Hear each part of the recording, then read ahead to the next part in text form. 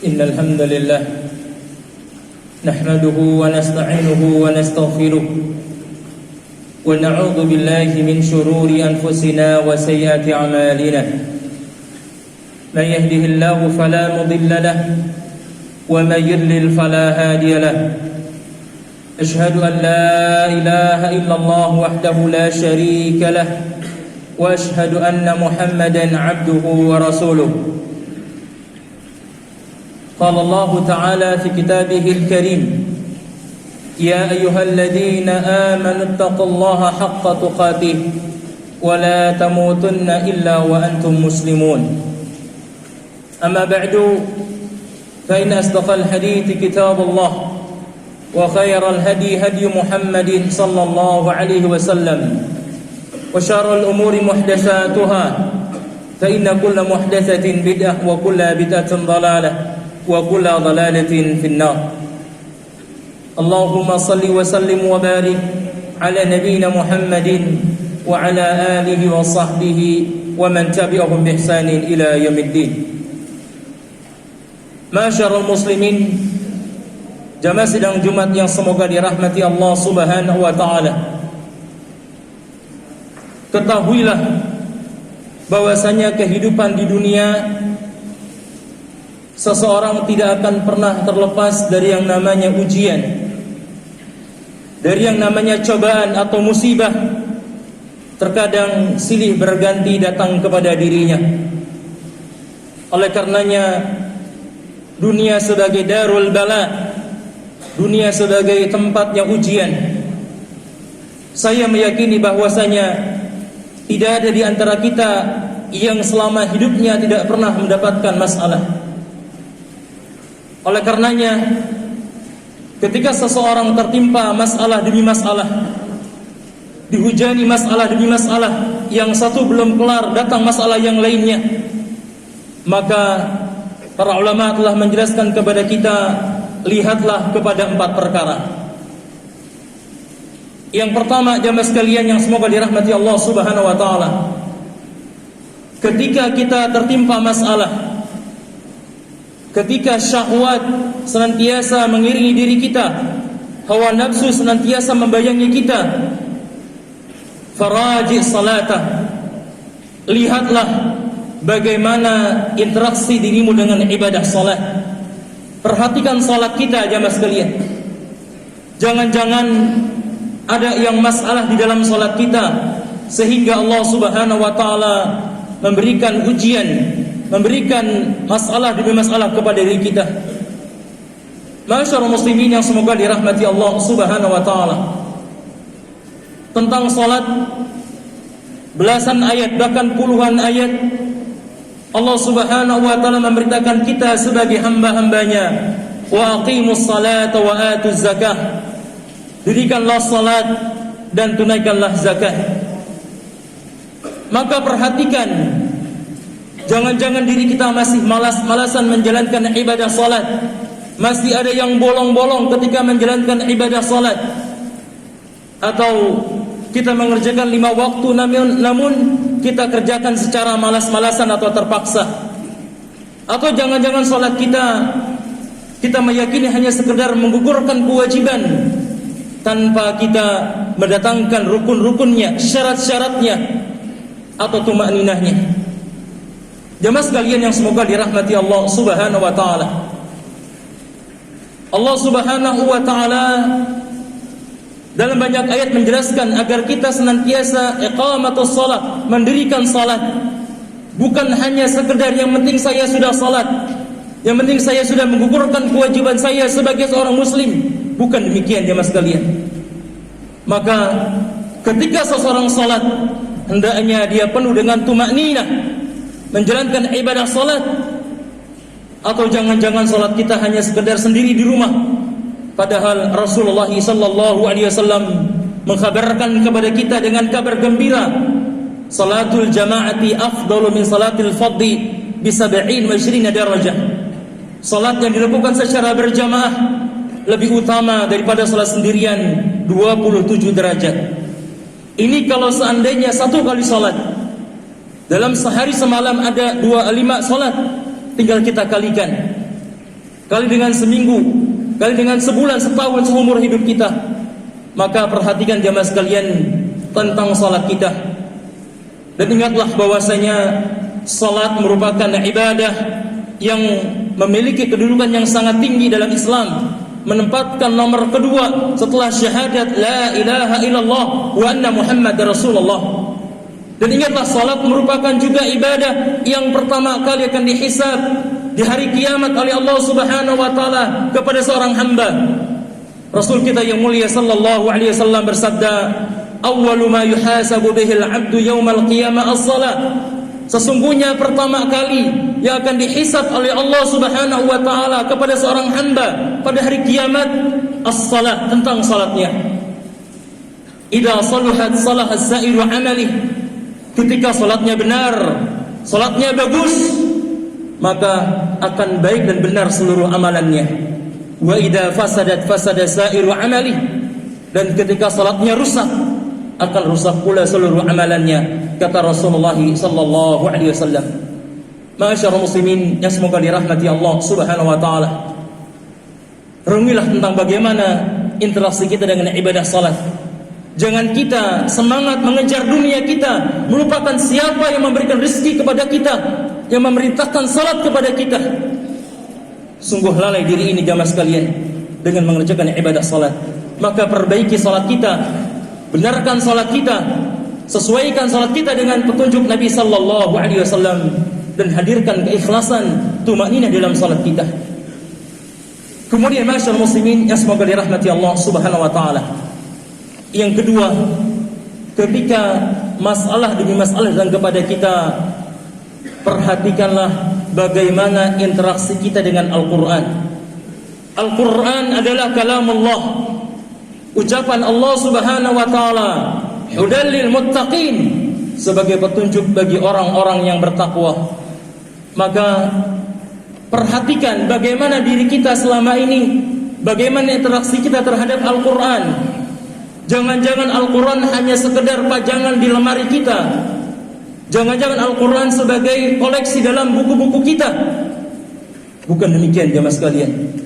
Al-Quran kitab Allah yang hendaknya setiap muslim jadikan bacaan rutinitas setiap harinya. Merugilah seseorang ketika hari-harinya tidak pernah dia isi dengan membaca Al-Quran. Seorang ulama yang bernama Ibnu Taimiyah rahimahullah mengatakan, "Man qara'a al-Qur'ana wa lam yatadabbar faqad hajarah." Barang siapa seseorang yang dia membaca Al-Quran kemudian tidak mentadaburinya, tidak merenungi ayat-ayatnya, maka dia telah meninggalkan Al-Quran. Wa man tadabbara Al-Quran, barang siapa yang mentadaburi Al-Quran walam ya'mal bihi, dan dia tidak mengamalkan Al-Quran, faqad hajarahu, maka dia telah meninggalkan Al-Quran. Ini kata Ibnu Taimiyah rahimahullahu taala. Jadi seseorang tatkala satu hari dia tidak membaca Al-Quran, dia telah meninggalkan Al-Quran selama satu hari. Ketika tidak membaca selama seminggu, sebulan, setahun, maka dia telah meninggalkan seminggu, sebulan, dan setahun. Bagaimana ketika tidak membaca, tidak mentadaburi ayat-ayatnya, tidak merenungi isi kandungannya, dan tidak mengamalkan isinya, kita telah meninggalkan Al-Quran. Ini kata beliau rahimahullah ta'ala. Ma'asyiral muslimin yang semoga dirahmati Allah Subhanahu wa ta'ala. Rasul kita yang mulia sallallahu alaihi wasallam mengatakan, "Iqra'ul Qur'ana fa innahu yati yaumal qiyamah syafi'an li ashabihi." Bacalah oleh kalian Al-Quran. Sesungguhnya Al-Quran akan datang pada hari kiamat sebagai syafaat bagi orang-orang yang membacanya. Jemaah sekalian yang semoga dirahmati Allah Subhanahu wa ta'ala. Oleh karenanya hendaknya setiap kita isi hari-hari kita dengan membaca Al-Quran, walaupun hanya beberapa ayat, walaupun hanya satu halaman atau satu lembar. Jangan pernah kita tinggalkan hari-hari kita dengan membaca Al-Quran, dengan merenungi Al-Quran, dan kita mengamalkan Al-Quran. Yang ketiga, jemaah sekalian yang semoga dirahmati Allah Subhanahu wa ta'ala, ketika masalah demi masalah menimpa diri kita, perhatikan bagaimana hubungan kita, bagaimana interaksi kita dengan kedua orang tua kita.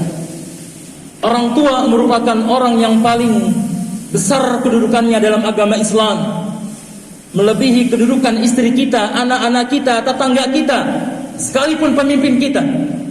Orang tua merupakan orang yang Allah Subhanahu wa taala jadikan berbakti kita kepada mereka merupakan nomor 2 setelah beribadah kepada Allah Subhanahu wa taala. Wa'budullaha wa la tusyriku bihi syai'a wa bil walidaini ihsana. Sembahlah Allah Subhanahu wa taala saja dan jangan kalian berbuat syirik kepadanya, dan berbaktilah kalian kepada kedua orang tua. Perhatikan jemaah sekalian, jangan-jangan selama ini kita tidak pernah berbuat baik kepada orang tua kita. Jangan-jangan selama ini kita mengacuhkan mereka, tidak memikirkan bagaimana nasib mereka di kampung. Jangan-jangan selama ini kita enggak pernah menelpon mereka, menanyakan kabar mereka. Ini mungkin salah satu sebab masalah demi masalah datang kepada kita jemaah sekalian. Rasulullah sallallahu alaihi wasallam bersabda, "Ridallah fi ridul walidain wa sukhtullah fi sukhtil walidain." Ketahuilah bahwasanya ridhonya Allah tergantung kepada keridhaan orang tua, dan murkanya Allah tergantung kepada murka orang tua. Aqulu qali hadza astaghfirullah li wa lakum.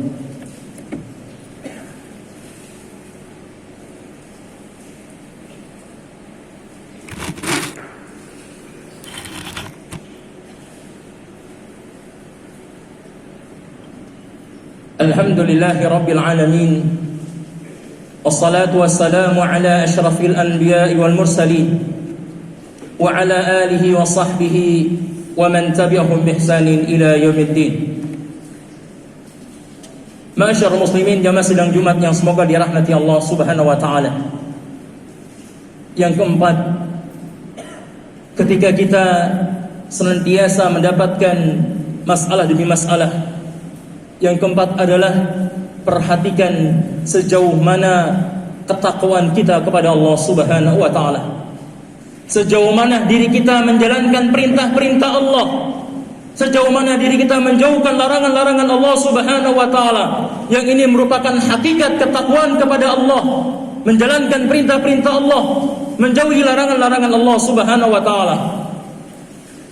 Jangan-jangan masih banyak perintah-perintah Allah yang kita tinggalkan, kita cemoohkan, atau jangan-jangan masih banyak larangan-larangan yang Allah Subhanahu wa taala haramkan atas kita.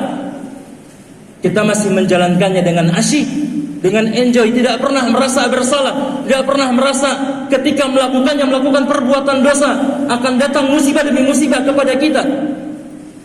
Maka perhatikan jemaah sekalian, tingkatkan ketakwaan kita kepada Allah, berusaha mengamalkan apa-apa yang Allah perintahkan kepada kita semampu kita, dan tinggalkan segala macam larangan-larangan yang Allah Subhanahu wa taala larang atas diri kita.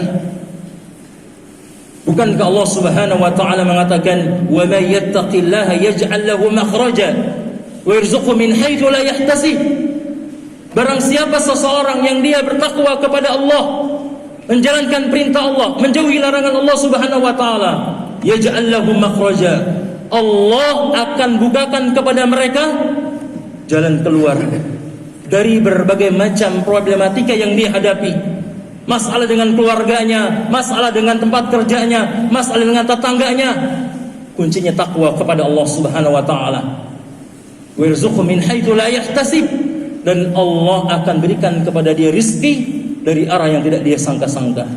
Oleh karenanya, perbaiki ketakwaan kita kepada Allah Subhanahu wa taala, berusaha menjalankan apa-apa yang Allah perintahkan kepada kita dan meninggalkan segala sesuatu yang dilarang oleh kita semuanya, kepada kita semuanya.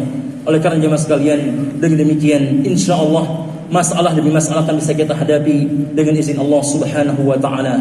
Semoga Allah Subhanahu wa taala memberikan kepada kita kemudahan, dan semoga Allah Subhanahu wa taala memberikan kepada kita rahmat dan ampunannya. Amin ya rabbal alamin. Innallaha wa malaikatahu yusholluna 'alan nabi ya ayyuhalladzina amanu shallu 'alaihi wa sallimu taslima. Allahumma shalli 'ala Muhammad wa 'ala ali Muhammad kama shallaita 'ala Ibrahim wa 'ala ali Ibrahim innaka Hamidum Majid. Allahumma barik 'ala Muhammad wa 'ala ali Muhammad kama barakta 'ala Ibrahim wa 'ala ali Ibrahim innaka Hamidum Majid.